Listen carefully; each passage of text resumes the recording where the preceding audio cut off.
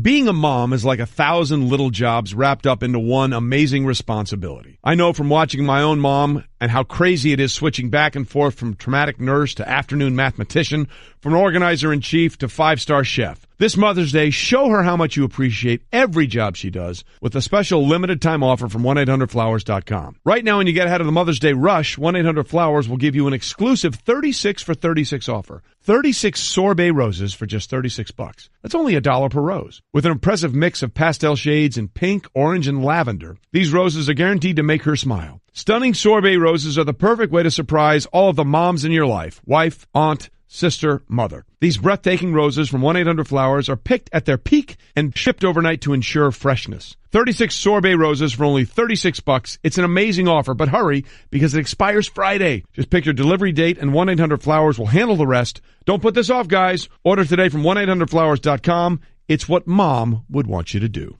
To order 36 sorbet roses for only $36, go to 1-800-Flowers.com, click on the radio icon, and enter code WINGO. That's 1-800-Flowers.com, code WINGO. Hurry, the offer ends Friday.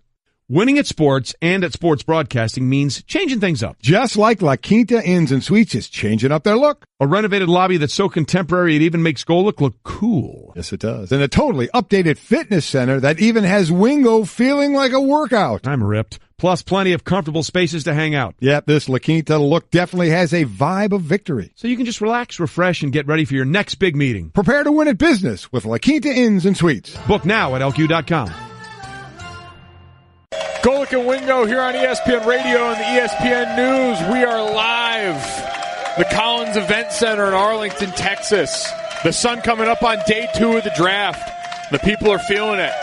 This hour of Golic and Wingo brought to you by La Quinta Inns and Suites. Book at LQ.com and win at business. And NFL teams trying to win at business yesterday. We feel like for the most part there were a lot of teams that got a lot of really good stuff done. This hour we'll take a look at some teams that may have missed the mark a bit. Yeah, it's exactly right. We're not going to go through and sit here and say all 32 picks were all we think they're going to be great picks. In our opinion, now each team feels they got the player they got. But what a great moment from the personal side of it, because once these guys start playing ball, it's their job now. Even though it's still a game, it's a job, it's a business, and you kind of get thought of as robots and players. What a great moment for these players and their families, and the ones that are about to happen as well, today and tomorrow.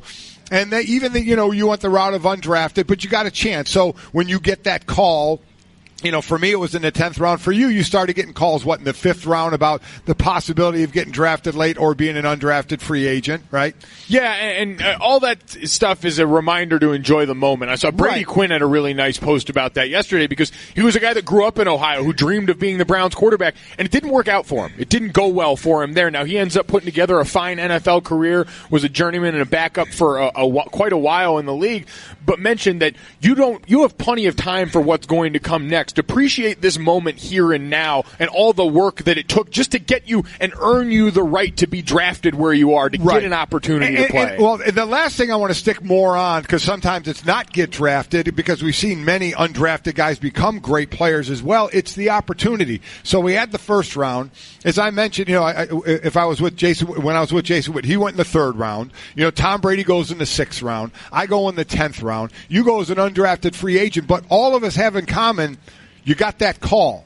Yeah. Whether no matter what round it was or after the draft, you got a call where it was solidified you were going to get an opportunity with a team. Now, in tougher situations to make teams, but still, you got a chance. As I've always said, you get a chance to put your shoulder pads on and a helmet, which means you have a chance. And that's what all players are looking for. You're looking for a shot. So whether it's a 1st round or an undrafted free agent, you get that call at some point that says you are now belong to a team and you have a chance. So all these guys get a chance who get that call to live out their dream. Yep, you got the chance. Enjoy that moment. There's plenty of time for all the work that you've got to come. You did a lot of work to get up here, and last night we got to see a lot of those moments. So we on the outside can't take for granted what it is to be let in on those moments with kids that are enjoying the best day of their life so far. All right, from the best day of some lives to maybe the worst day for Dave Rothenberg in recent memory. Dave Rothenberg from ESPN New York 98.7 joins us now in the Shell Pennzoil Performance Line.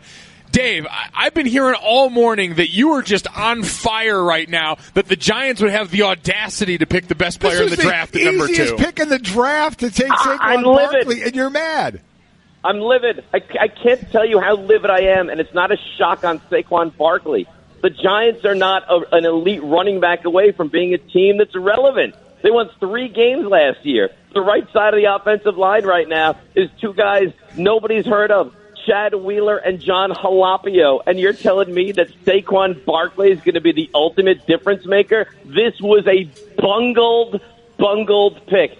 So much so that as the 3 of us converse right now, I'm wearing a vintage Lawrence Taylor jersey to remember what hitting a home run with the 2nd pick in the draft is like for the New York Football Giants. Again, that was the last time the Giants had the number 2 pick. It was Lawrence Taylor, and I'd say it worked out pretty well. All right, Dave, you are now the GM. If you had the 2nd pick in the draft, who would you have drafted? Sam Darnold.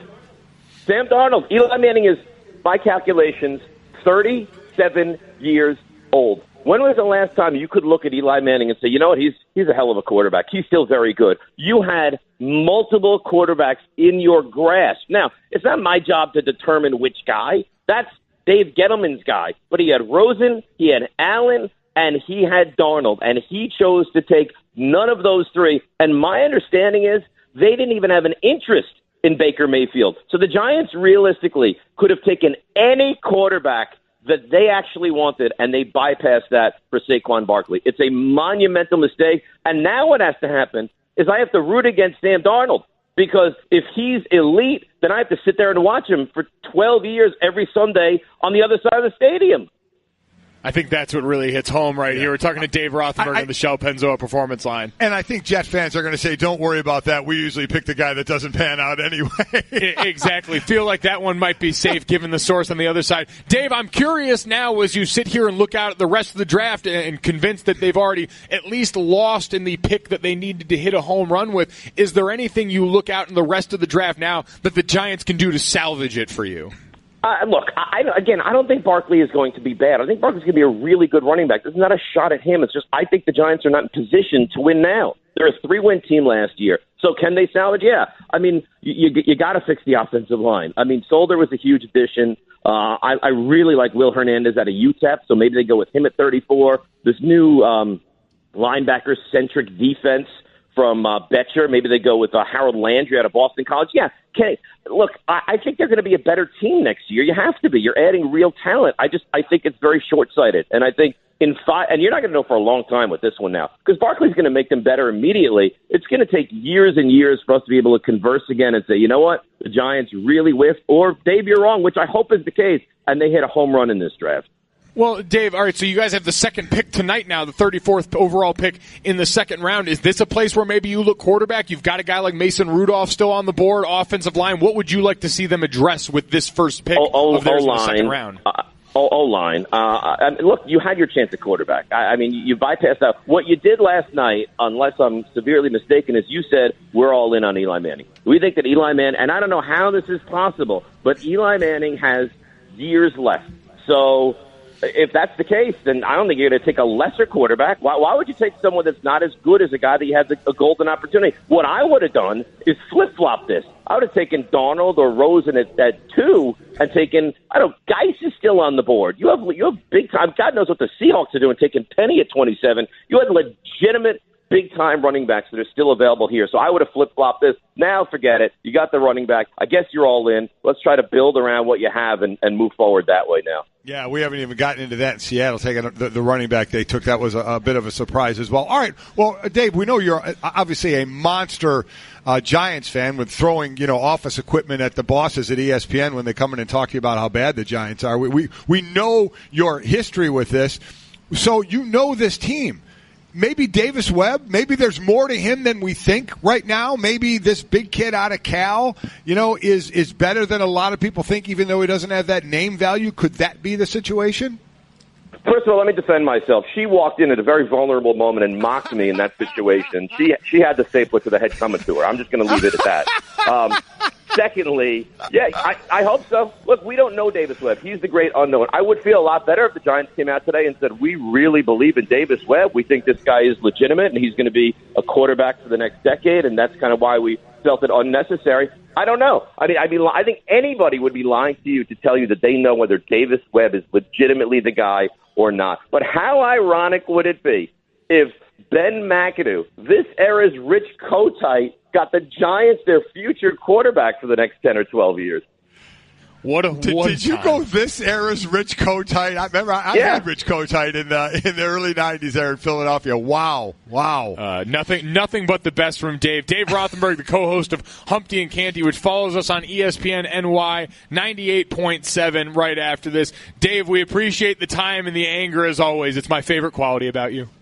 I do what I can. Thanks, guys. Keep up the good work. Thanks, Dave. He did. He actually threw a stapler at one of his bosses when she walked in, and he said an inopportune time. Dave was the first host I worked with at ESPN, hosts for us the Fantasy Focus on Sundays in the fall, which is a staple of a lot of people's listening as they get their lineup set. And after that, Dave locks himself in a room on the side by himself to watch the Giants games because he knows he's not fit to be around the rest of humanity because he goes to a very dark place. So that's the passion that this guy brings to the table. That's why he is so invested in this number 2 overall and just pick. For anybody that's going to go down the line, he didn't throw it at her. He missed. He doesn't have that good of an arm. It's exactly right. And real quickly, that was the choice. Quarterback, didn't matter which one, a quarterback for the future or a guy for right now in Saquon Barkley. So if that's a route, this pick, you know where I'm going? Will Hernandez. I'm going that guard. I mean, they need to improve that offensive line. Now, Saquon can be that weapon out of the backfield. If you get a quick rush on you, he can be a nice dump off to you, but it could be obviously better split out and stuff as well. He can be multifaceted, but they need help on that O-line. Hernandez didn't go in the first round. We thought he may. Thought Minnesota sitting there at 30 might have been the landing spot. Hernandez. I know you do as well. That might be a nice pick for them. Maybe the best pure offensive line athlete in the draft. All right, we will continue to deep dive back into the draft. It's Golic and Wingo here on ESPN Radio and ESPN News. Mike Golic Jr., Mike Golic Sr., Trey resting the vocal cords this morning. We'll get you caught up on the world outside of sports because I can't believe one exists outside of the draft with what's trending. This is important. Oh, there's Trey. There you go. Hi, Trey. Hi, Trey. The Bucks stave off elimination by beating the Celtics to force Game 7 Saturday in Boston. And the Greek Freak, well, he was freakish. 31 points, 14 rebounds in this winning effort now where the home teams have been the flavor of the series, and we'll see if that holds in Boston. Listen, we were questioning a couple of games ago when he made 5 of 10 shots. That's all he took. You know, he's trying to dish the ball, trying to do one of those LeBron things in Game 1, you know, in the beginning of that game, just dishing and not taking a shot in the first quarter. That's not going to happen again. He took 23 shots last night. He'll take at least that in Game 7. When it is hit or miss, you know, you win or you go home, the ball is going to be in his hand. He creates a lot for himself with rebounds and also with tip-ins on what he's able to do. To me, it's going to be who else helps there. Who is it going to be? Is it going to be Middleton, Bledsoe? You know, hopefully he's not getting torched defensively. Is it going to be Brogdon? Who will be that guy? Because for Boston, I mean, you know, Horford has been a monster for them. Tatum, he's the one who had 22 last night. You know what the young guy's doing there. So this has been an excellent, excellent series. Looking down, hopefully we get a great Game 7. Word to the wise to Milwaukee for the future. Get better players than Chris Middleton and Eric Bledsoe to be flanking your guy if you don't want him to pull the LeBron and leave. As we continue with what's trending. Gary Sanchez belts a 3-run homer in the bottom of the 9th as New York beats Minnesota 4-3, and the Yankees win their 6th straight right now after a bit of a free fall before. Yeah, 8-2 in their last 10, just 4 games behind the Boston Red Sox right now. It's Sanchez's first walk-off home run win when trailing by multiple runs since all the way back in 2016 when Teixeira did it against the Red Sox. But, you know, we've talked about this team. We keep talking about the fact that they're only 7th, you know, in salary this year. In payroll and some of the less amount of money they're paying guys, but the number of guys that they can count on. Talk about a different guy each night for them coming through for them at the plate. It's amazing how quickly we snap back into form with the Yankees. You remember that couple of summers ago in July when we're saying, man, the Yankees, they're finally sellers. They're finally going to retool through their farm system and all these things. And then 2 years later, they bring in Stanton, and we immediately re-up expectations now that him and Judge have blown up. You can catch them going for 7 straight against the Angels tonight, 10 p.m. Eastern on the new ESPN+. as we continue with what's trending. Oh, boy. It's about to get X-rated in here. I don't know where to go. The NHL asks Bruins Brad Marchand to stop licking... Marchand, excuse me. What did I say? To stop licking, nuzzling, and cuddling opponents. Again, they asked Marchand to stop licking, nuzzling, or cuddling opponents. A league spokesman confirmed the NHL demanded that he not repeat what he did in Game 1 against the Maple Leafs, which appeared to be lick the face of a Toronto player. I mean, seriously, I feel like... What if the Toronto player was into it? Well, okay. I feel like I should be looking into a thing and putting a quarter in it for a peep show here. I mean, what are we doing? Man, that's a dated reference. I know it is. Sort of terrifying. Sorry about that. No, it's fine. Listen, I feel like this is one of those things you got to embrace. We've seen the NBA embrace their oddball. Lance Stevenson, he's out here blowing in people's ears. Okay, he blew in somebody's ear. He did not lick, nuzzle, nor cuddle. Okay? I mean, would you rather be cuddled or have someone blow gently into your ear? I would rather only my wife be doing that to me, not on the field. I could just see in a football game after a play being licked, nuzzled, or cuddled. I would not like that. Oh, I got my fair share of nuzzling in after plays. You get down there and you really want to drive home that I just dominated you on that given play. You know what takes someone down a few pegs? Good nuzzle. A good nuzzle. Good nuzzle. Couldn't lick through the face mask. That one's tough, especially. They got to wear helmets now. It's almost impressive he managed to lick somebody. So you've nuzzled people on the football field. I don't see what's wrong with that either. A nuzzle goes, the cuddle nuzzle is like a combo too. Like you got to go in for the cuddle first, and then you just work a little nuzzle in there. You just get right in there. The nuzzle's in the neck. It really gets them going. A lot of issues for you. A lot of times you think the headline is just for clickbait. And the headline is they told him to stop licking, nuzzling, and or cuddling. But he actually licked the face of a player. He licked the face of a player. Seriously, who does that? I've never cuddled. I've never nuzzled. I've never licked the face of an opponent.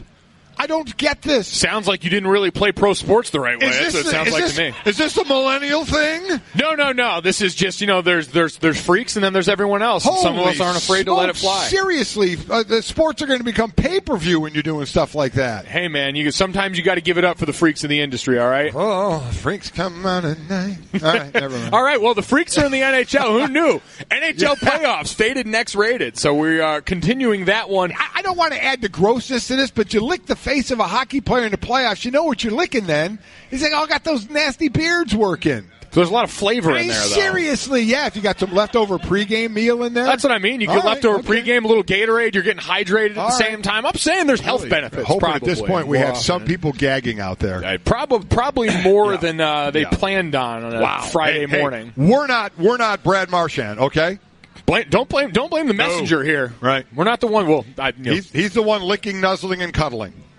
And we're okay. Well, I'm okay with that. You're not. You apparently have some unbelievable problem with that. No. Golic and Wingo here, maybe directing you guys back to some draft talk right now. We haven't figured out yet who in this draft would be the top-rated nuzzler or cuddler out of this year's draft class. But we can tell you some teams that may need some nuzzling or cuddling coming out of this year's draft group. For all the great picks, for all the home runs in certain spots, the talent that fell to people that weren't quite expecting it, there were some really head-scratching moves in there as well. I know one of them that really stood out was in New Orleans for the price that they paid for a guy that we know is talented but not yet proven. The jump they made all the way to number 14, the giving up of next year's first-round draft pick for Marcus Davenport.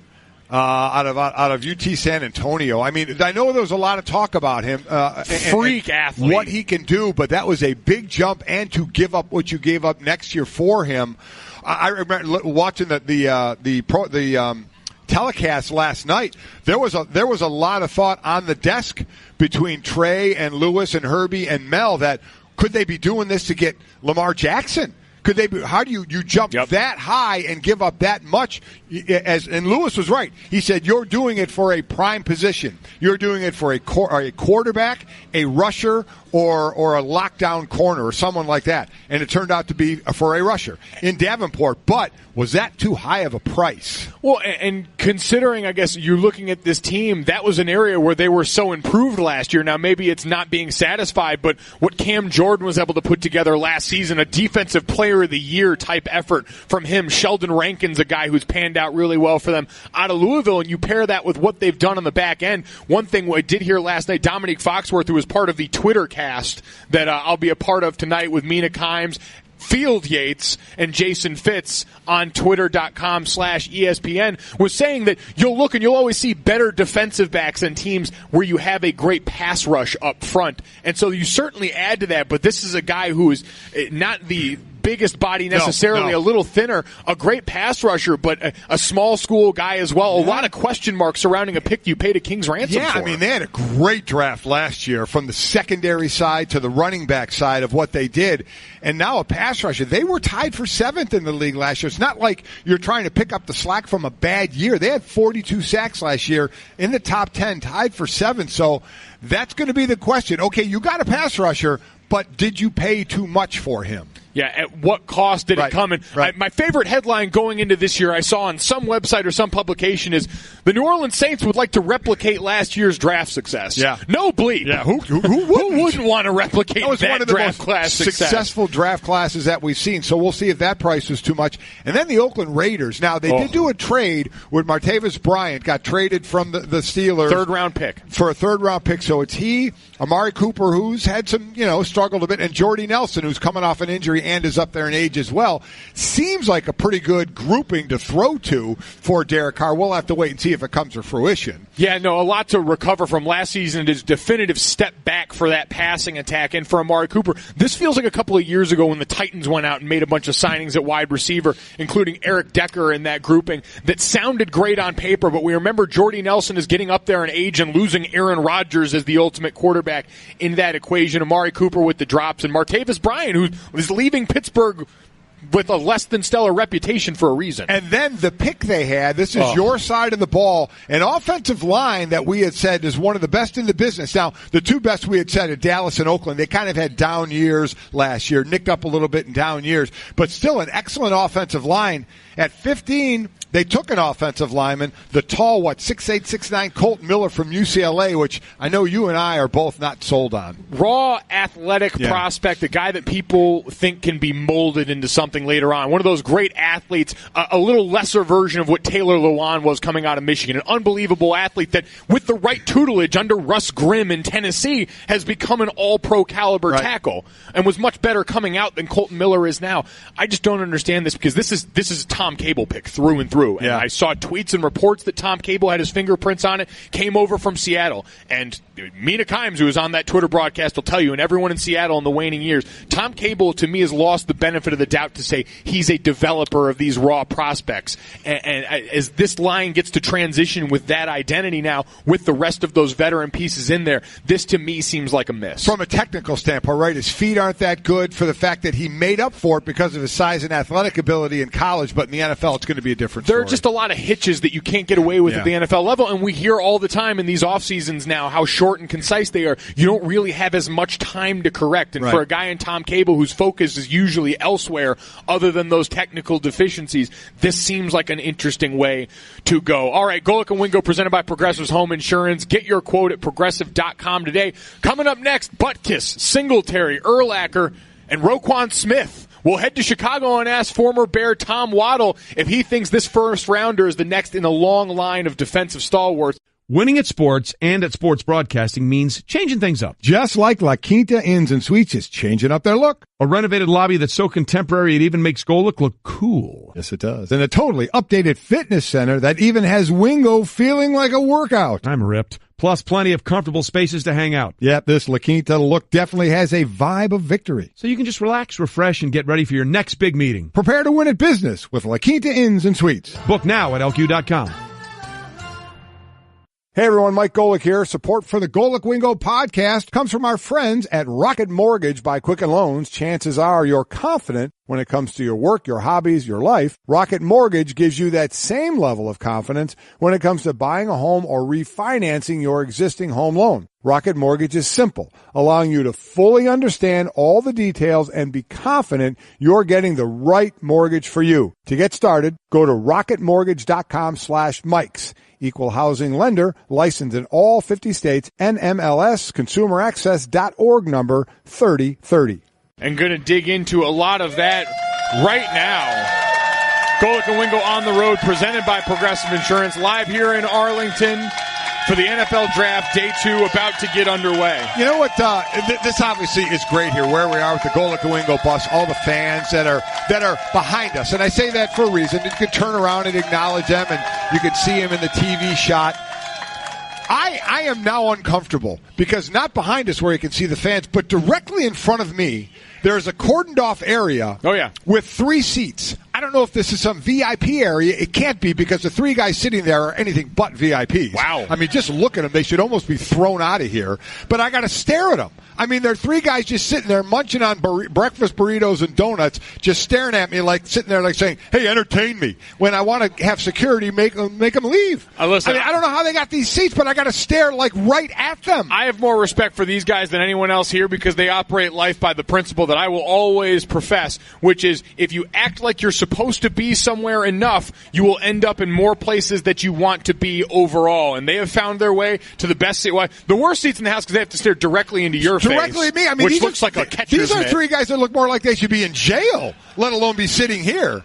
Holy smokes. All right, well, someone that we did have planned to come directly where he's supposed to be is Tom Waddle, co-host of Waddle and Sylvie on ESPN 1000 in Chicago.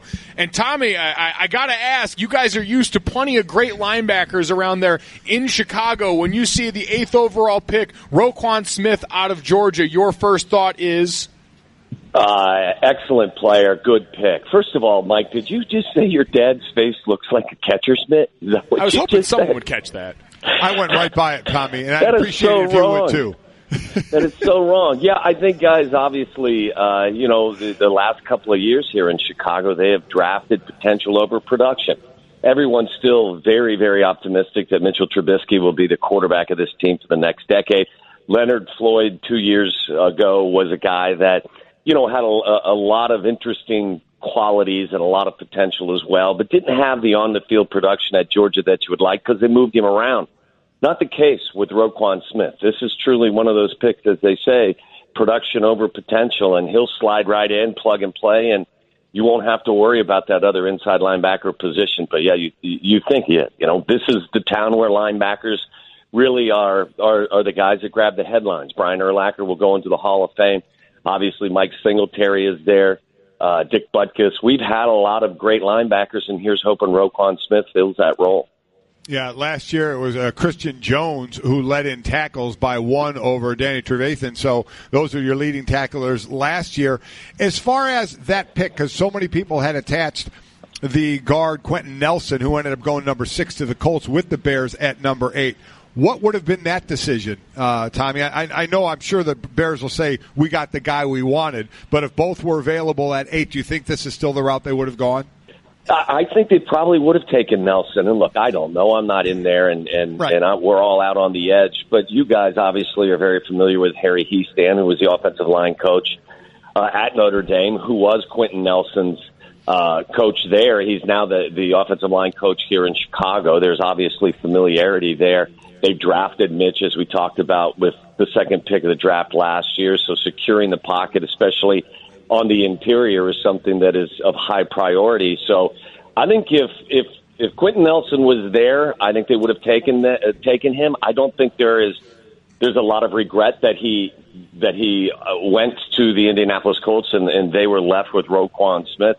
I think the guy that was at the top of their board, and again, just speculation, was Bradley Chubb. And I think the Denver Broncos couldn't get to the podium fast enough to put that pick in because I don't think they were expecting him to be there at 5. I think Chubb, Nelson, and Roquan Smith, that was the dream threesome for the Bears to have an opportunity to pick, and Smith was still on the board, so I think they're very happy with what they got at 8.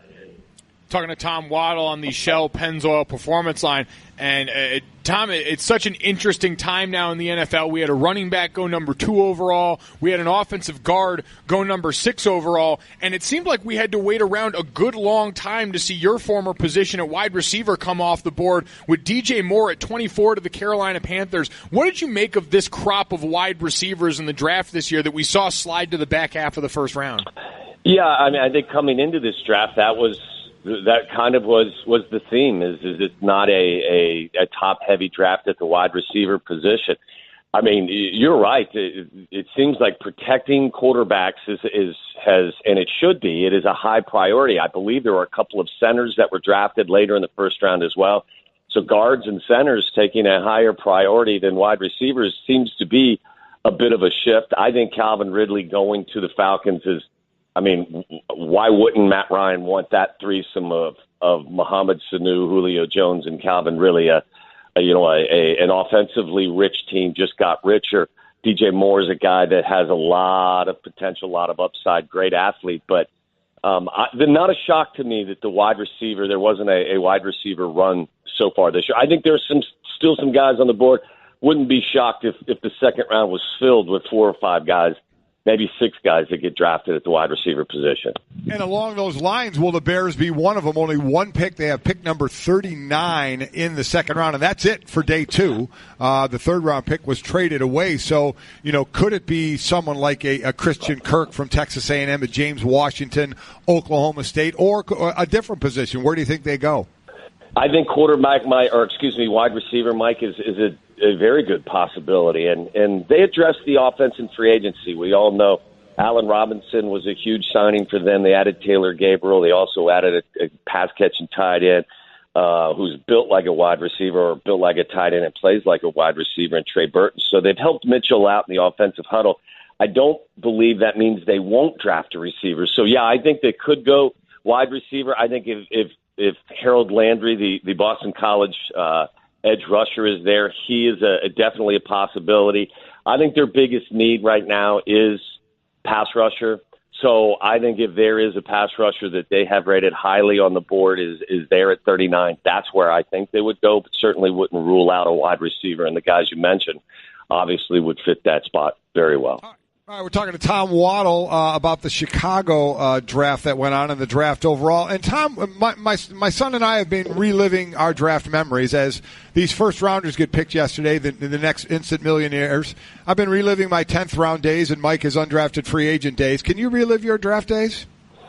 All I know is, Mike, that my streak is alive. I've been alive for 51 years and I've gone undrafted in all 51 years. So I appreciate you bringing that up. No, look, I had an accomplished collegiate career. Let me pat myself on the back there. But when I went to Indianapolis for the Combine in '89, I weighed 173 pounds and I ran a 4.82 40-yard dash, which means I think there were 5 offensive linemen and 7 defensive linemen that had a faster 40 time going into the '89 draft than I did. So there was no expectation that even in 12 rounds, my name was going to be called. So I appreciate you taking me down that wonderful memory lane, and it wasn't a great several days for me back then.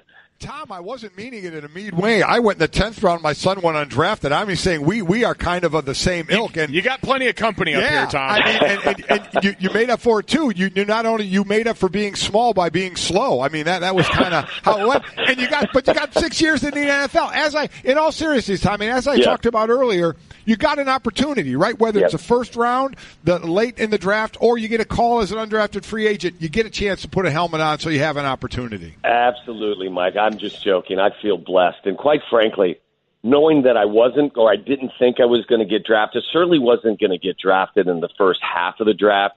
Back then, if you weren't drafted by round 7 or 8, it really was beneficial to go undrafted so you could actually try and pick a spot that you had a better chance to maybe make the team. So I thought that was 100% true. If you're not going to get drafted high, you're going to be drafted late. You're actually better off having the opportunity to maybe pick a better spot for you as a free agent. So, yeah, it all worked out. All I wanted was an opportunity. And Mike Ditka and the Bears gave that to me in '89. And look, I'm in nobody's record books, but I was able to spend 6 years in the NFL, and all of it was a blessing. Blessing having you on here this morning, Tom. We appreciate the time. Thanks, Tom. You got it, guys. Enjoy the rest of the draft. Thanks. That we will. All right, we've got some hard-hitting stuff on the Bears from Tom Waddle. But coming up, we'll give a special hat tip to a member of the media who did the interview with the top quarterback that, quite frankly, we should have done. Next, you're holding up the line, ma'am. What did you say? You're next in line for the water slide, ma'am. Feet forward and enjoy the ride. Okay, dearie, this does look fun.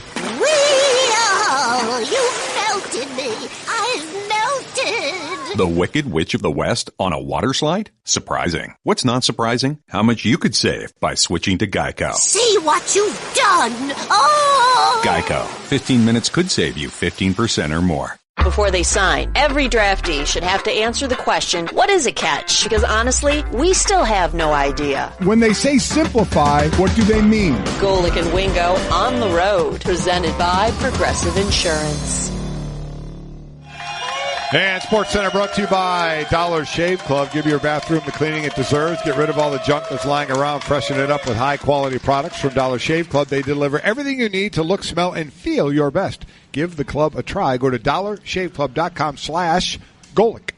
Boy, we have a lot going on right now. Golic and Wingo live from the Collins Event Center here in Arlington, Texas. Got the NFL draft going on, and I've just been handed an urgent news bulletin. So we told you guys yesterday the Commissioner Roger Goodell was going to join us at 9:15. I lied to your faces. We appear that Roger Goodell is on the way now, may be here with us right at the start of the 9 o'clock Eastern hour. So the Commissioner of the NFL, fresh off trying to use his boo shields on stage yesterday, going to join us here on Golic and Wingo. Yeah, walked out the beginning of the draft with three greats, not only in the game of football, but for the Cowboys, and Troy Aikman, Jason Witten, and Roger Staubach. But the boos were raining down, and he had the great line of, I can't believe you guys are all booing these three legends here. You knew he had to give it a shot with that. I bet in that moment, Jason Witten and those guys are sitting there like, nah, man, they ain't booing us. Yeah. We're happy to be out here with you, but they ain't booing us. I think we all knew that, because when he turned and introduced the guys, they got a big ovation. It's something the commissioner, I'm sure, is used to at this point. I mean, what are you going to do? I wonder if he's surprised if he walks into any setting and doesn't get booed. Like if he walks into the supermarket or anywhere else and he just takes stock in that moment and be like, all right, I didn't get booed. That was nice. I'd like to see his reaction if he walked out and they cheered.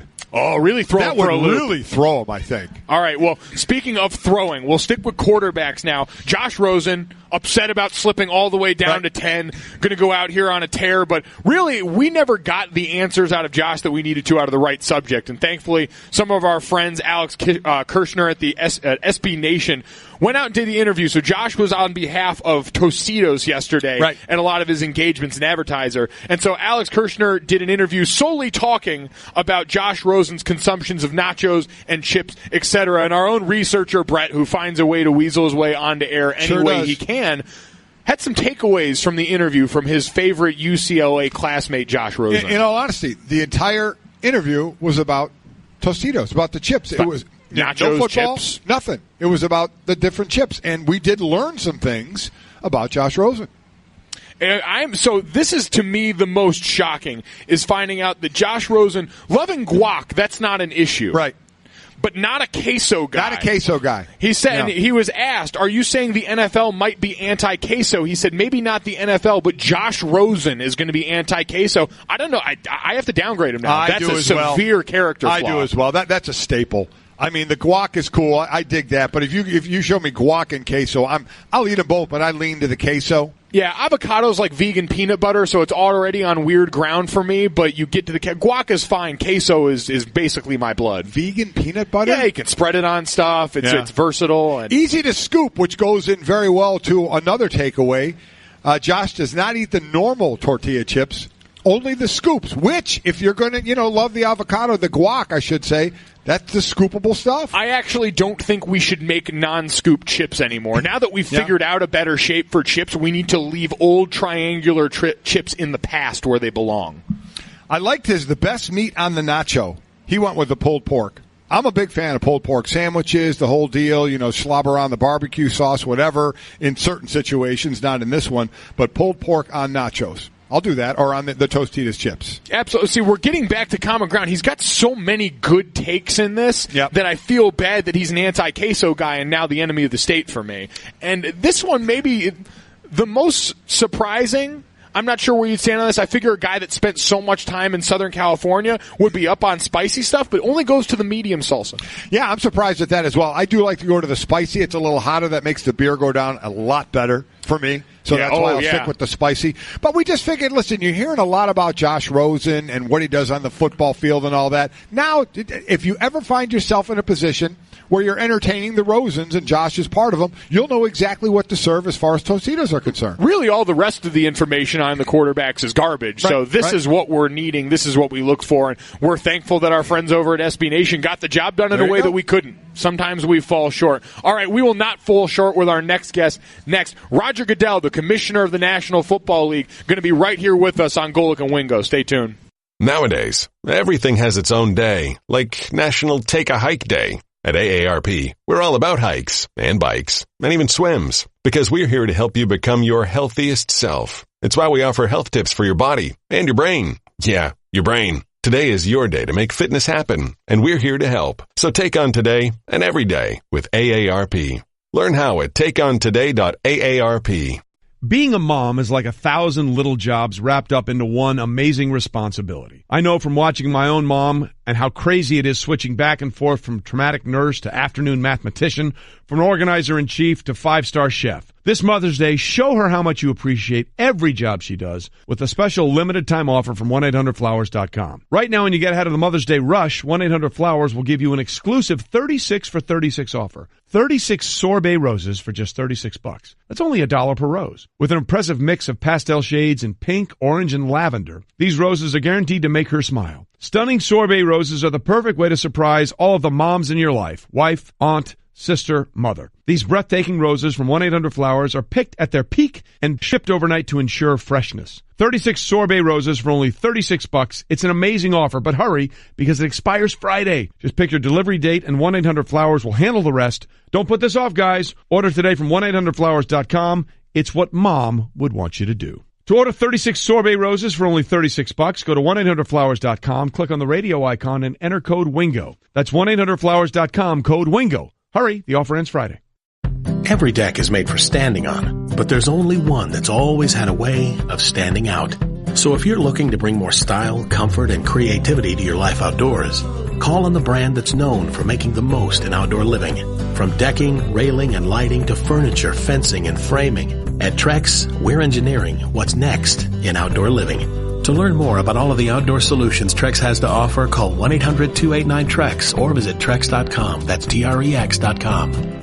Really quick turnaround there. We've seen that before in Cleveland, but I have a feeling they're going to look for a little more staying power in this regime. It's Golic and Wingo on the road, presented by Progressive Insurance, live in Arlington, Texas, the site of the NFL Draft, basking in the glow of AT&T Stadium for the Dallas Cowboys.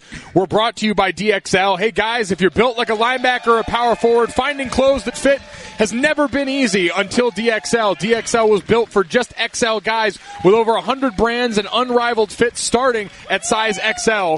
Go to your local nearby DXL store now and check that out there. We are joined live on set now by the Commissioner of the NFL, Roger Goodell. Roger, we appreciate you taking the time this morning. Thrilled to be here. It was a great night with us last night. It was a great night. Fantastic. We're wondering, the you getting booed coming out has become obviously a staple. We always thought, what would it be like if you walked out and they cheered? I mean, how much would that throw you off? It probably would throw me off a lot. Let's put it that way.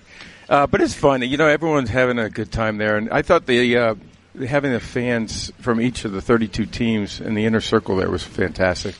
I thought, Mike, you made a great point about you had the three guys, Troy Aikman, Jason Witten, and Roger Staubach. Mike, you talked about Staubach's throw. How impressed were you by the arm strength? Very impressed. And it was clear he was going to throw it farther than Troy. Yeah. That was clear. You're right. He waited to see where Troy he definitely did. And he was pumped up. It was actually Roger's idea. We had dinner the night before. And he said, I'd love to throw a pass to Jason. I said, well, let's throw one out. And so they all wanted to do it. So it was fun. That was a very cool thing. Awesome workshopped idea. And maybe just take us into that moment. We started taking the draft on the road in the last few years. Philadelphia was such a great scene last year, and now you get this monster stadium here, Jerry World, the shrine to football. That moment last night coming out with the Cowboys legends and being a part of this.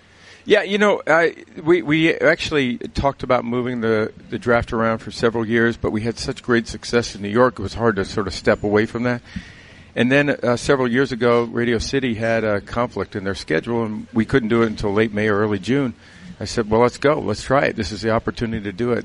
And it really was fantastic for us. I mean, Chicago did a great job the first 2 years. Philadelphia raised the bar, and Dallas is doing it here. And I think, what we've done is give the fans another opportunity to engage with football. And we've made the draft something that is an opportunity for those fans to, participate in that hope and that anticipation of a great new season. It's been a home run. There's no doubt about it. As Roger Goodell joins as commissioner of the NFL, and I'm sure every other football city is clamoring to get it in their city. Is there ever a thought of a non-football city, just given where that doesn't have, a team with it, a chance at something like this, or would that be a little too difficult? To some extent, that's happening with Canton. Canton and Cleveland are putting a joint bid together, and we have obviously Canton's a very important city to the NFL in our history, as that's the birthplace of football. And they're putting a really compelling bid together on the draft. So outside of that, the demand is so great in our franchise cities and for our fans that we want to reward the fans for their passion and their interest in the game. And last night, I think I'd be remiss if I didn't bring up what was a moment that was really built up within the draft. But Ryan Shazier made an appearance out on stage. Just that moment, what was it like for you seeing him walk back out there knowing the road that he's been through? Watching him walk out, I'll probably break up now, but that was a tearjerker. I mean, just watch him come out there, and it was a tearjerker in an inspirational way. This is a young guy who has such incredible determination. And I went to see him in the hospital late last season, and he was lifting his leg. And this guy was determined. He was going to get back, and he is still determined. And he and his wife and Michelle and little Ryan were with us last night in the back room for several picks, and it was just a pleasure for me to be with him. He's just a spectacular young man, and I think he's going to have a great impact on the world. And again, he says he wants to play again. We'll see. Just where he's already gotten has been incredible. He's not going to play next year for sure, and we'll see where the rehab leads him. But what a moment that was. And speaking of moments, you're the only one there hugging these picks as they come out, and that's really turned into something, whether you're getting lifted off the ground or not. Take us down to those moments. These guys, they know they're going to be first-round picks. They're all there. They know they're going to get their name called, and then they get it called, and they're out there with you. Can you go into that a little bit of the moment with those guys? Mike, it's really funny because I spend lunch with them the day of the draft, so we have a lot of chance to talk, and it's private time, and it's a fun time for me because I really get to know them personally, and pretty much at that point they've had enough. They're ready to go. They're anxious to get picked. But they all say, this is going to be fun, it'll be interesting. But they never realize the emotion that comes to them when that happens. That they've realized their dream, they're going to start their NFL career, and they come out and they're just overwhelmed. And I think to me that's the privilege of doing this, because you get a chance to be there as they realize their dreams, and it's something very special. And the atmosphere in there last night just added to it for those guys. It is an important moment, and it's a pressure-packed moment on stage where you've got to negotiate on the fly. And I'm curious, because there's so many handshakes, so much different depth that goes into that moment. Is that practice, or are you adjusting to all this on the fly? I'm adjusting on the fly, Mike. Wow. It's 3.5 hours of live reality television, and that's not my thing. But it was, it's fun because it's about the game. And I always like to say the thing I love about the draft the most is all 32 teams get better. And that's it doesn't happen very often. Roger Goodell joining us, Commissioner of the NFL. A couple of things about players in this draft before we look at some of the big picture in the NFL. What happened with Josh Allen, with the tweets that came out right before the draft and how he had to come out and handle that.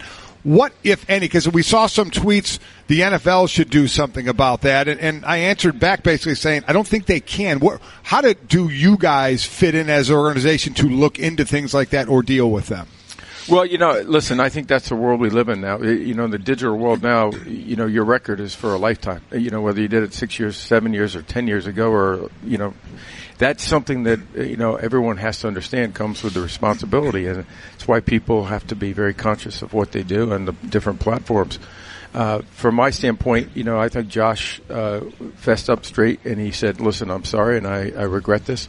And I think that was a good step for him. And that's an important step for me. Can the league do anything? They're talking no punishment. I mean, I'm just trying to get it out there that you really can't. I don't think that's something that we have. That's he wasn't affiliated with even college football at that time. Right, exactly. He's a high school football player. Yeah. And I think one of the other areas that's come up at multiple points along the way, speaking of a player that's still on the draft board right now, in Darius Geis and a lot of the things, we've seen certain areas where teams have overstepped their boundaries and you guys have had to come in as far as the combine questions. The ruling came down yesterday after the investigation. Where does that stand now, and how do you guys continue to monitor this going forward? Well, we work with our clubs all the time and educate them that, there are appropriate questions to ask. Everybody's looking for an angle. Everyone's looking for more information when they're making these kind of decisions. But, there's respect and there's a professional process that has to be followed. So that was very important for us to follow up on that, but we'll also continue to educate them. I spoke to Darius last night at the end of the draft, and he's a great young man, and I think he's going to have a great career in the NFL.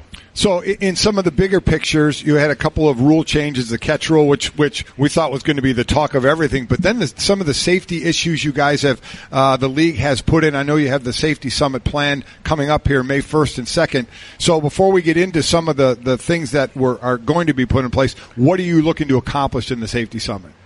Well, two things. I think we're going to go back and we're going to look at the rule that was passed unanimously by all the coaches. We're going to talk about how we're going to teach it. What's the language we're going to use? What is the video we're going to use so that the players have a better understanding of what we're looking for. Assistant coaches all understand what we're looking for, and they understand the basis of it. And I think that's the first thing. Second is we're going to look at the kickoff rule, and we'll look at that we've always seen a higher incident of injuries on that play. So what can we do to make the play safer for our players, but more importantly in the context of the overall excitement of the game, how can we make that a more exciting play? Yeah, we saw in college they passed a rule if it's inside the 25-yard line, they can fair catch it and get it at the 25. So will be interesting to see what you guys come up with. I would say on the show when I was playing, I always look forward to training camp when the league and or the officials would come in and explain the new rules. I have never been so looking forward to trying to be somewhere to hear that now, because I'm really trying to get where you're going with the helmet situation and that, because we've done so much in youth safety with that, and I like that it's happening on the NFL as well. But can you kind of give us some parameters of what the meaning is behind the penalties and the possible ejections with the helmet? Well, the basic issue is, and the coaches all say, we don't coach this. And this is not part of the game. This is not something we think is important to the game. So they're emphatic, and they believe that this should be taken out of the game because it's not part of the game. And so what we want to try to do is essentially take the helmet out of the game in the sense of it's there not as a weapon, it's there as protection. And so don't lower your head. Don't use it to initiate contact and drive into a player in a way that's going to cause harm to either one. It's there for protection, and that's the basic issue that we're trying to deal with. And I think the coaches all felt that could be coached out of the game. So the one specific one to me I wonder about, because I know a couple of years ago you guys tried it with the running back when they got outside the tackle box. If they lowered it with their head, they were going to call the penalty, but that never really materialized. So now with this rule going in, is that something that comes back into play if they do drop and lead with their head? Well, as you know, Mike, both of you, we've had this in the rule for a long time, of spearing and butting, and that's something that has been in the rule. What we're doing is expanding that a little bit because through a lot of work and research, we've been able to see that it actually has health consequences if you're lowering your head and you're driving even around beyond just the top of the head. And so that's what we're trying to do is say, listen, you can lower your head, but you can't lower your head to drive and initiate contact. And that's where we see the more higher risk of injury. Talking to Roger Goodell, commissioner in the NFL, and I guess there's one more follow-up on that because we've seen it with running backs, we've seen it with defensive receivers, but now we heard that rumblings, and I guess this is part of it when it's rolled out. There was a lot of open-endedness to it. the offensive line, where is really the focus for this rule? Is it the middle of the field, and how do you enforce it in an area like that if it is? No, it's not. We said this is the entire field because including offensive linemen, we want to make sure that initial head contact is done in an appropriate way, and that's one of the things. So we're not just isolating this to defensive players. This is using your head and using your helmet as a weapon. And that's the focus. And that's good because O-linemen cheat. So they should be held accountable. They already hold every play, so, because they're the worst athletes on the field. Oh, I'm sorry. Did I say that out loud, Mike? Don't sound too bitter. I can see this as the goal of conversation at the table. Sorry right? about that. Yeah. We see the owner of Jacksonville, Shad Khan, buying Wembley, putting in a bid for Wembley Stadium, and you talking about expanding the NFL. We've seen games over in London. I did it way back when I was playing, having preseason games over there. So where are you in the league with it possibly expanding to a team out there? Well, I think, listen, we've continued to grow in the UK in an extraordinary rate. I mean, the passion of the fans for the game, we have 40,000 fans that are buying the 3 or 4 games, depending on how many are scheduled in any given year, across each of those games. And that's really quite extraordinary. And for us, we want to continue to build on that. I think, Shad's investment in Wembley Stadium, listen, he's an international global businessman and an entrepreneur. He sees great assets, and that's something that he's interested in doing. I think it will be very helpful to the team in Jacksonville. I think he's committed to that community. He's investing a lot of money in Jacksonville and the downtown area. And I think this will be beneficial to the Jaguars in Jacksonville, as well as giving us some more scheduling options in London. Yeah. And that's a positive for us as we look to play more games there. Is that a priority at some point, though, a team over there full time as more and more of these games have success across the pond? I think we're taking in stages, Mike, because, where does it end up, we don't know. But I think it's a possibility because, we've been, frankly, surprised at the growth of the game over there, the level of sophistication and the passion of those fans. And I believe a team could be successful. We still have to work on some of the logistics. How do we do the scheduling? How do we make sure that the team is at a competitive position so that they can compete within the league against a team in the States? So all those things are really important for us, and we haven't yet gotten to that point, but I do believe the support is there in London. When we look at, we're talking to Roger Goodell, commissioner of the NFL. Well, when you see ratings down in the NFL, multiple reasons for it. Some people point to some of the domestic violence issues, which you guys have the new policy for, the anthem protests, the games on Thursday, Sunday, and Monday. When the owners talk, when you guys discuss all this, where do you guys lead to maybe the majority or the bigger reasons why ratings may be down? Well, Mike, I don't think you can find anything on television where the ratings aren't down. If you look at it, we're actually down less than anybody else in the ratings. We're still are actually the important one thing that I look at is 10 years ago, of the top 50 television shows, the NFL was 11. This year we were 37 of the top 50 shows. So we actually are getting stronger in a different environment. I think we have to look at the media world differently than it has been in the past, and it's changing rapidly. But strong live content like the NFL is only getting stronger. And that's actually been a very big positive for us. And the world is just going to continue to change, but we like our position. That's why we're looking at how we expand our coverage on Verizon on the mobile devices. Yesterday we announced a Thursday night TriCast on Amazon for Prime members. All of that is to go and reach our consumers on whatever platform they're watching, because you can't simply just look at ratings anymore. It's much deeper than that. It's much broader than that. People are consuming media more, particularly live content, but on different platforms. Certainly has changed since you and I, not you, Mike. You and I have watched TV years ago, to how it's consumed now. But also think of the competition. When you and I were kids, we probably had 10 channels, maybe, at best. Now you have 500 to 1,000, and you have so many different alternatives on demand. So the world is different than it is, and our fans are engaging more in NFL. They're just engaging in different ways, and that's the challenge that all of us in entertainment and sports have to deal with. And I guess I look at that, and then the obvious follow-up for a lot of people, because you're right, relative to the rest of the landscape, but in sports, how do you look at and then explain the rise that the NBA has seen, because they've seemed to defy all of the trends throughout this process? Well, I'll take our ratings any day. If you look at, on a Sunday afternoon, we're doing ratings that are extraordinarily well. And so from our standpoint, I won't change and switch ratings with anybody. I'll promise you that. And I think anybody in sports would say that. Well, that's something we have brought up while they're going up. We said even if the NFL is going down a bit, it's still way higher than everybody else and where anybody would still want to be. As I say, and I think people are transitioning to other platforms for us. And that's something that's real important to us. Is there going to be anything talked about? The anthem protest was just amazing last year of how that carried on, and then you getting together with the committee of players and how you guys have worked together there. Anything going forward? Any rules going to be? Or if individual owners talked about making their own rules on teams about kneeling or standing, where is that? We'll continue the discussion. Most of our discussion has been on that platform that we created. I mean, the thing I was proud of.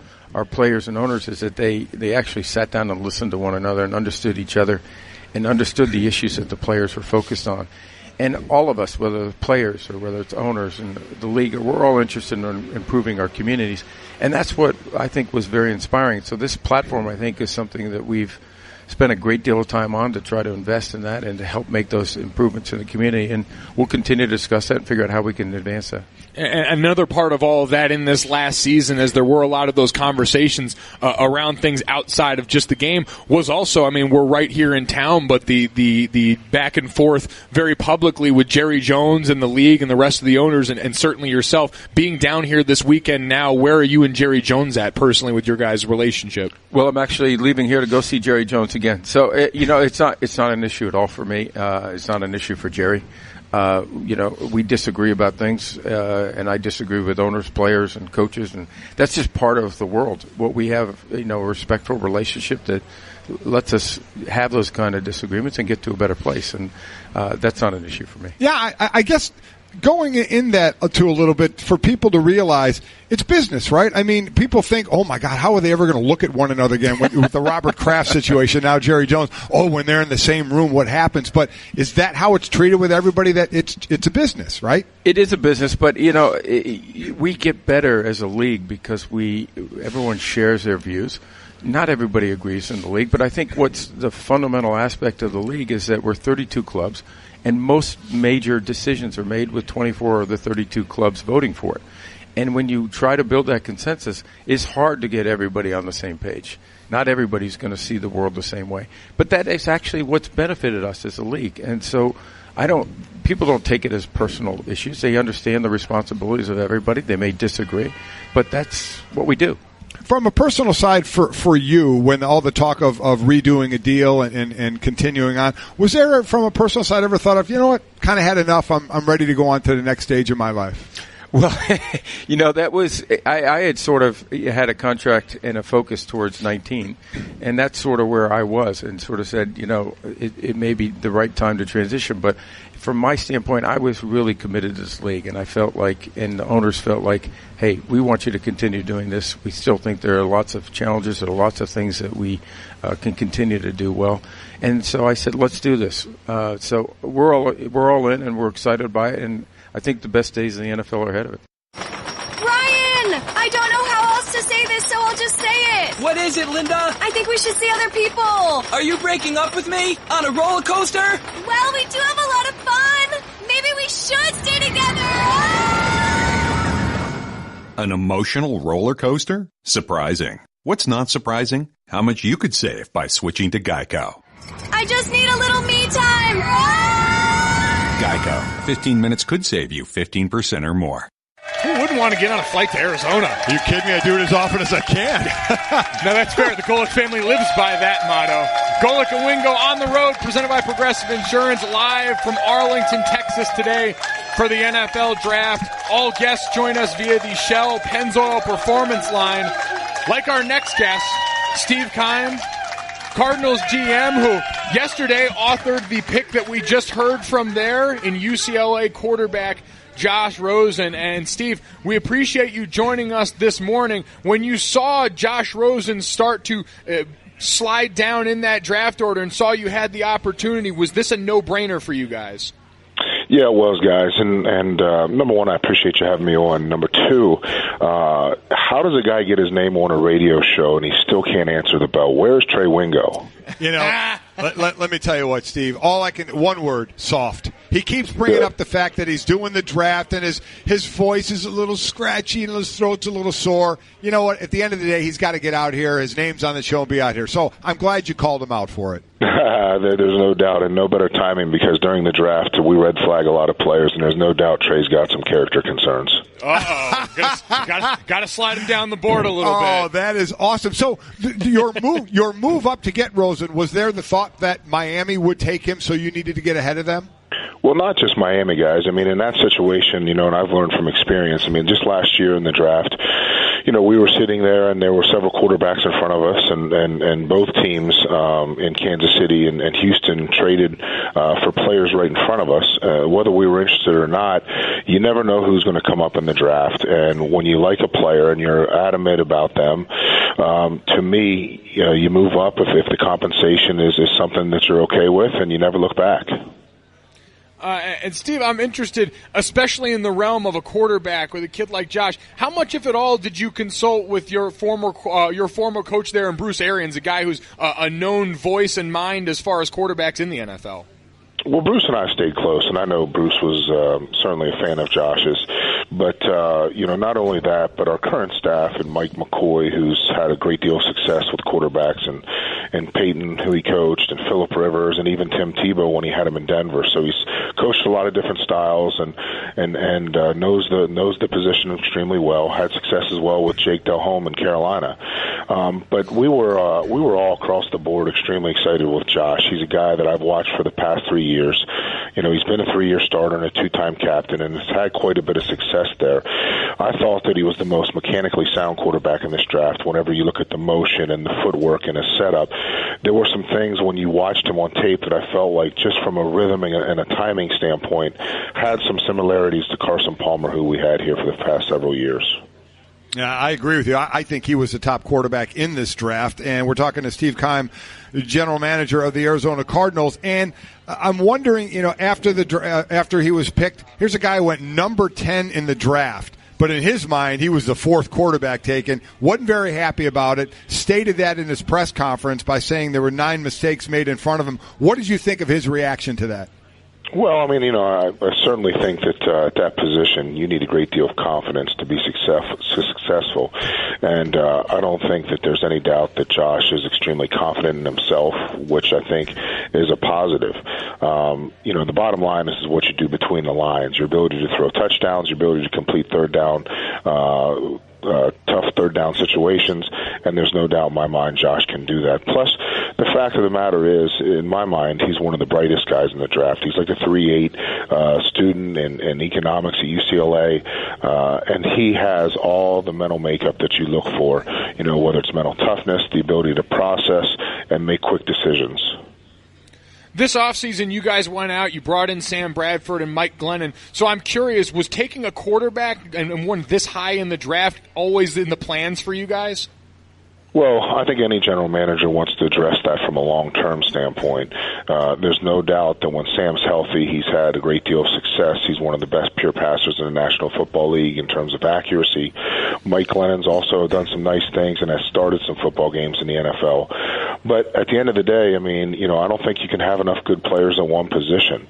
And Josh was a guy that, in my opinion, was arguably one of the best in the draft, and a guy that we've had our eye on quite some time. And I think as an organization, when you have an opportunity to address that position from a long-term standpoint, you have to roll the dice. It doesn't mean that he's going to come in and be an immediate starter.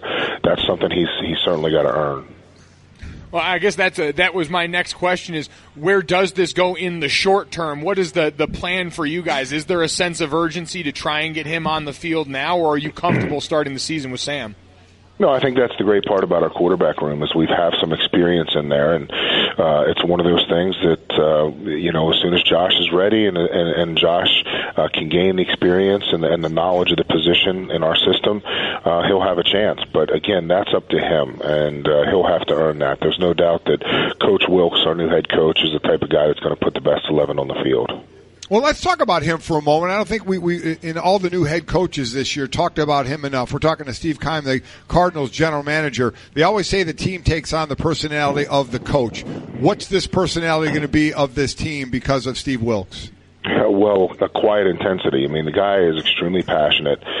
Through the interview process, Michael Bidwell and I were extremely impressed with not only his ability to be a leader of men, but his passion and conviction for the position. I mean, he's a guy that, I went back and talked to several Carolina players, whether it was Thomas Davis, Luke Kuechly.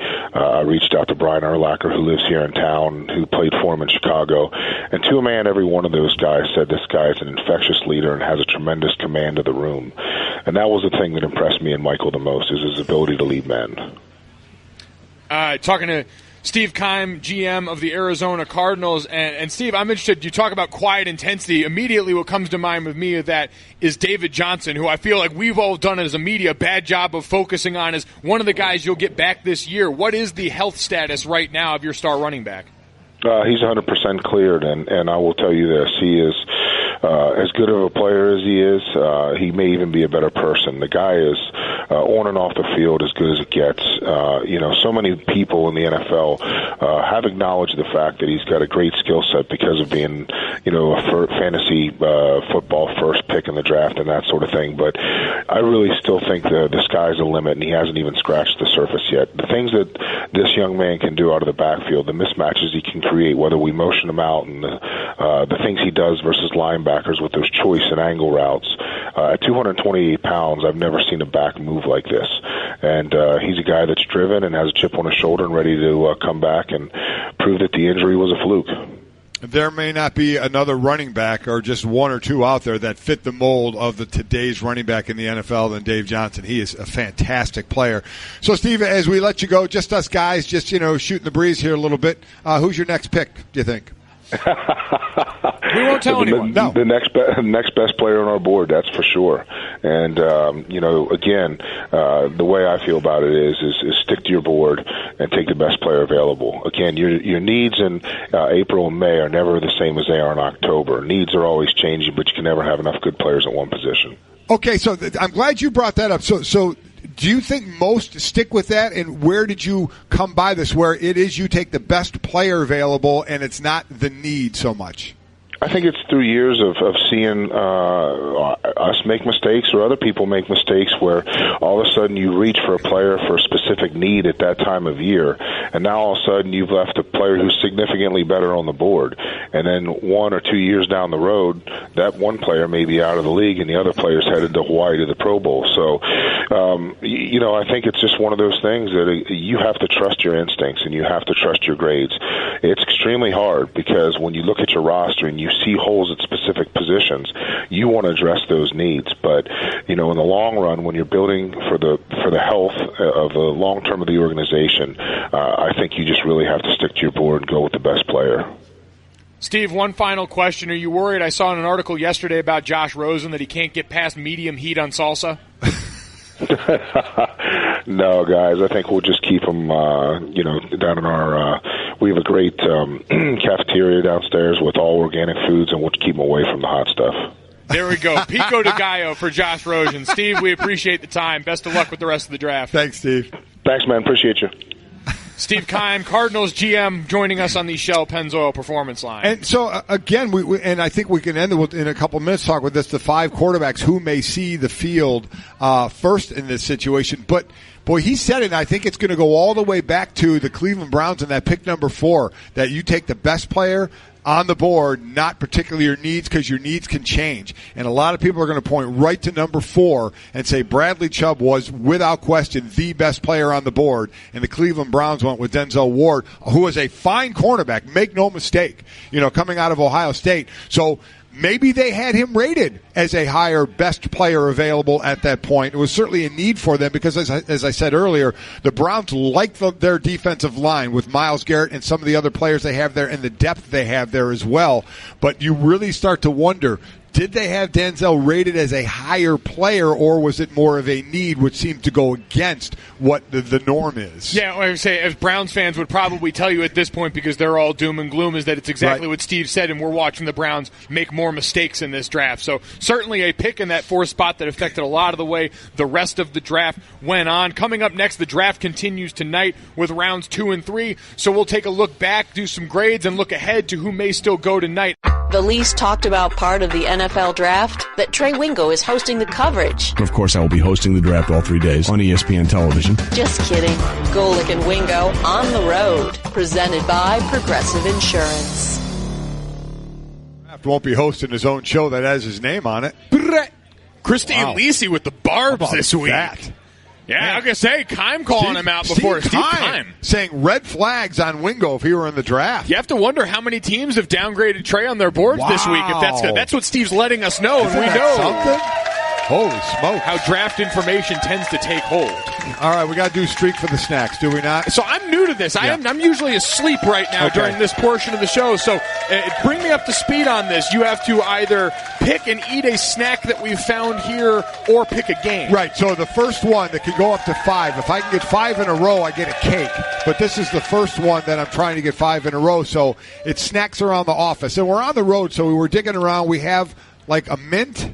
We have half a Slim Jim. Half a fun-size Slim Jim, yeah, half by the a way. fun-size. And crackers and cheese, but there's only one cracker left and half the cheese is gone. Honestly, that's a pretty appealing option, though. Cheese and crackers are banging. If I were to choose that, if I were to choose one, I would choose that. But I'm not going to choose one of these. I'm going to pick the game. The game I have to pick is Yankees at Angels tonight at 10:07 on ESPN Plus. I'm going with the Yankees. They've won 6 in a row now. They're 8-2 in their last 10 games. They got a different guy each night, seeming to be the big guy with the stick. So I'll pick the game. I'll go with the Yankees. Look to get to game 2 in my streak, where I can choose between picking a game and a bite-sized candy bar. All right, building up the stakes. It makes sense. I mean, you've got all this other food right here, so kind of a tough one. That's some forward thinking, brought to you by Cintas, a trusted partner of businesses everywhere. Cintas, ready for the work day. It's Golic and Wingo here with fun snacks, live from Arlington, Texas for the NFL Draft, brought to you by La Quinta Inns and Suites. And so we got day 2 of the NFL Draft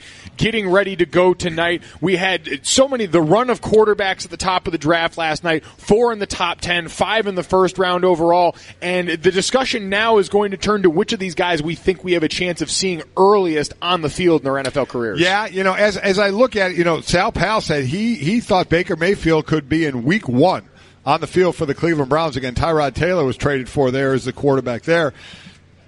I don't know if that's going to happen at all. You look then with Sam Darnold and the Jets. You have Josh McCown and Teddy Bridgewater. Then you have Allen, where they traded for A.J. McCarron. That could be a spot. A.J. McCarron, while everybody loves the backup and he has limited play and you like what he's done, he's not overly proven, certainly in the NFL. No, although don't tell the NFL offseason headlines that, because A.J. McCarron was a guy that was at the forefront, supposedly going to get one of these Mike Glennon-style free agent deals, and then just managed to kind of keep falling down until he finally fell to Buffalo. So I think that could be a place, but I'll be honest, I don't know if I have the faith in Josh Allen starting right away. We'll see down the road. I think he has some developing to do. As I said, his completion percentage was a monster red flag for me. While he has the arm to throw it in some bad weather, you're still throwing in some bad weather at times there. So I don't know about that one. Josh Rosen, he's out there where they're paying Sam Bradford $20 million, but it won't be about play for Sam, because Sam throws a nice ball. It's going to be if he can stay on the field. He's a guy who at times doesn't even get hit, and he ends up being hurt with the way he falls or lands or whatever. And again, not his fault. I'm not blaming the guy, but sometimes you become injury riddled and you just can't stay on the field, and you need insurance policies. Josh seems like the prime candidate for this for me, just because the Cardinals have a lot to fix. This is a team that seems like it's a pretty substantial distance, especially after last season, from winning. Now they get David Johnson back, which is going to help, but we just heard Steve Keim. This is on him, how quickly he can take to this. We've called him the most pro-ready quarterback, so it seems like he's there, because Buffalo, you're trying to draft off the success of making your first playoff appearance in however many years this past season. If you're Cleveland, you want that luxury of being being able to use Tyrod Taylor Right. to help develop, I think Arizona might end up making the most sense to see him early. And I certainly don't think it's going to be the fifth quarterback taken in the first round of Lamar Jackson. He goes to Baltimore, where it's Joe Flacco, so barring an injury, and RG3, who they signed as a backup as well. So let's see how Lamar develops there. You want me to give you one? I don't think, and it's so weird to say 5 quarterbacks. I think nobody will start right off the bat. I'm going to say nobody is starting in week 1. Now, I know I'm probably going to be wrong. Oh, yeah, you're 100% I'm going to be 100% wrong. I can't wait. I would lead to Josh Rosen, just for the fact that, unfortunately, I think Sam Bradford, something happens to him, and at some point he gets hurt. Josh Allen, I think, may have the best opportunity in Buffalo, but I don't know if he's going to be ready for that. I think the interesting one is Lamar Jackson, because we just assume and give it back to Joe Flacco every year. Joe Flacco has not been a good quarterback in a while. That has been a struggle there, and I keep wondering when the hook is finally going to come for a guy that's finally getting to the tail end of that big deal that he signed coming off of the Super Bowl. So we've still, as far as quarterbacks coming up tonight, Mason Rudolph out of Oklahoma State, who I know you're a pretty big fan of, is still on the board, and the Browns are on the clock right now as they get ready to get back into the nature of picking. You feeling good coming off day 1? Feeling real good. All right, feeling real good. We'll be back with recap next week. It's Golic and Wingo here on ESPN.